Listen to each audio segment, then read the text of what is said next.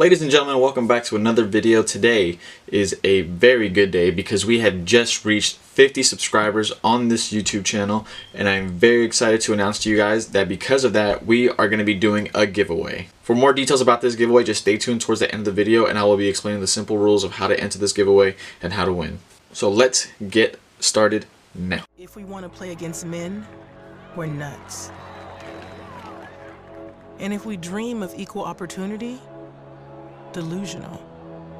Coaching an NBA team, crazy.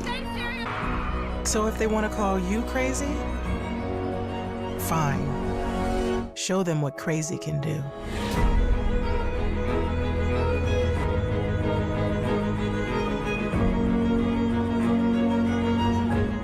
So Nike's no stranger of being in the news when it comes to their certain ad campaigns, and this new campaign that they just released is no different. It's called Dream Crazier. It's about one simple thing: equality. So now when it comes to Nike's ad campaigns, they are no strangers to being extreme and being a little bit pushy and pushing the envelope just a little bit more. I mean, we've all seen the Colin Kaepernick ad, right? Believe in something, even if it means sacrificing everything. So women's sports in America is slowly on the rise. We have the two leading leagues in the world when it comes to the WNBA and women's soccer. Unfortunately now, these leagues are facing a couple of issues. And the main issue though, the athletes in these leagues are severely underpaid at the moment. And when it comes to people just saying, why not just pay them more? Or how come these players don't make as much as these players? Or how come the players here still have to work other jobs or have to go overseas to make more money? Why can't we just pay them here? Well, if it were that easy, we would. But here's some things. The WNBA only generates about $52 million in revenue a year, and $25 million of that revenue is coming straight from ESPN's pocket. And that's $25 million that is being paid to the WNBA from ESPN in order to show some of their games on TV. Now, the rest of that money is $27 million that is being made combined from all 12 teams when it comes to jersey sales, ticket sales, concession stands, appearances, and so on and so forth. So if you're looking at it, $27 million divided by 12 teams. So if you look at it, each team is only pulling in about $2.5 million per team. So if each team is only making about $2.2 million a year in revenue, that's not a lot of money to pay 12 players, coaching staff, employees, and so on and so forth. If you're going to divide that $2.25 million between 12 players, you're looking at roughly paying about $600,000. And unfortunately, if you do that, you leave no money for coaches, you leave no money for staff, stadium employees, you leave no money in your team for merchandising, for advertisements, stuff like that. And unfortunately, that's where they fall short. Because these leagues don't make as much money compared to the NBA, MLB, the NFL, you're kind of falling short on the wayside there. And it's not their fault. There's a stigma going around that the WNBA just isn't cool. It's not relevant. And that's unfortunate because a lot of these players who play the WNBA dedicate their lives to get there. They put in just as much hours as NBA players, as hockey players, as baseball players, as football players to get to their professional sport. And once they get there, unfortunately, they're severely underpaid. If you look at league minimums, when it comes to the NBA and the WNBA, NBA players are making about $500,000 when it comes to minimums. And WNBA players are making roughly just about $70,000. That's almost about an 800% difference. And if you think that's crazy, women's soccer players are severely underpaid, and it's just right disgusting at times. When looking into the subject, I found out that a lot of these women's soccer players also have to take on part-time jobs in order just to pay to live. They have to pay the rent, they have to pay their food, car payments, cell phone payments, just regular living payments, just like what I pay, just what you pay.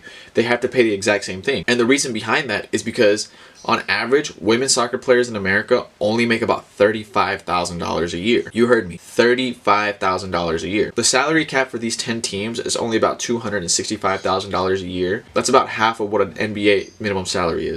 So you're telling me if I'm an NBA player who makes about minimum, I could bankroll a whole team? That's how little they're making?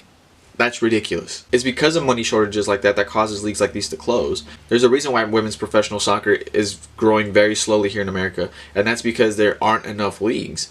A lot of times you hear about women who dedicate their lives to play the sport and then they go overseas. And because overseas is sometimes the easiest place to find a job to play, because overseas they're making double, if not even triple, what they make here in America. So I understand. If you're good enough to go over there, take your chance, go over there, make your money. It's going to be better for you in the long run. Now, I'm not just here to talk dollars and cents. There's a lot of different ways where women athletes are undervalued compared to male athletes. A lot of these advertisements nowadays, predominantly male athletes, the LeBrons, the KDs, the Currys, the Kobes, a lot of these guys are getting paid millions of dollars for these advertisements, where women athletes aren't getting nearly as much as male athletes when it comes to advertisements.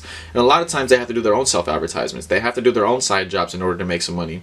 A lot of the advertisements that they get are the ones that you see on Instagram, the ones you see on Twitter, the ones you see on YouTube.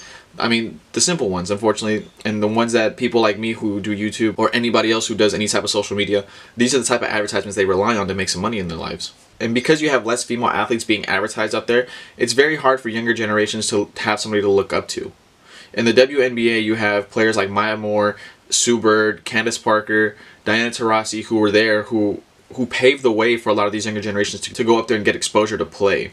So that's somebody good to look up to, but that's maybe about 4 or 5 players, where in the NBA you have 1 player, 2 players per team that these kids could look up to because they are very heavily advertised. I don't think that advertising just helps these players, but will also help the teams they play for and the leagues they play for. If you could generate a little bit more revenue for each league, then yes, you could actually see these pay gaps slowly but surely will decrease, and you can honestly see some equal pay opportunities in the WNBA just like you see in the NBA.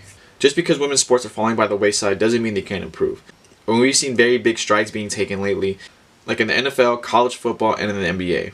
In the NBA, we have Becky Hammon, the first NBA assistant coach to make it in the league as a woman. Becky Hammon did play in the WNBA herself. She did play in college, and now she is under Greg Popovich, who is the head coach, and she is now as an associate assistant coach, which means she is right under him, which potentially means she could head coach an NBA team someday. In the NFL, we do also have Sarah Thomas. Sarah Thomas is the first women official in the league in history. That is crazy. I know what you guys are thinking. A referee, well, it isn't that great. But it just starts with the referee. Then now we have coaches. But now we have Toni Harris. She is the very first woman to get a Division I football scholarship ever. She is going to be playing Division I football in the NCAA. And that has never happened before for a woman. It's small strides like these that could come and inspire generations behind them. You never know. In the future, you might see women head coaching basketball teams in the NBA. You could see more women officials in the league. You could see women playing men's sports. And that's just because the gap is slowly closing in America. And that's because the gap is slowly closing in sports. And I hope in my lifetime, I'm lucky enough to see something like that actually happen. If you guys made it to the end of the video, I thank you guys again. And because you did make it to the end of the video, you have now qualified for this giveaway. Now, this giveaway, because we reached 50 subscribers, is going to be for a $50 Amazon gift card. All you guys have to do to enter this giveaway is subscribe, comment your favorite sport or your favorite athlete, leave a like in this video, and go follow my new Instagram account that I created simply for this page. I will be leaving updates for videos, short clips, and announce future giveaways on that page, so you guys never know. So if you guys go ahead and do those simple steps, you guys will be qualified to enter and win a $50 Amazon gift card. So, without further ado, thank you guys again for watching, and I'll see you guys in the next one.